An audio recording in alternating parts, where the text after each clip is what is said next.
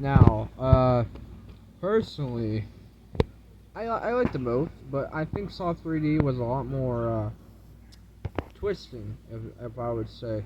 It explained how Dr. Gordon stayed alive. It explained how basically how he'd been working with John Kramer or Jigsaw this entire time. A bunch of other characters.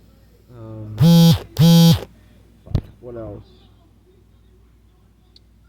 Um, just oh yeah, the end of Mark Hoffman's adventure and how he just ends up being thrown in the same place that the other people were to play the games, and yeah, guess he stays there for eternity.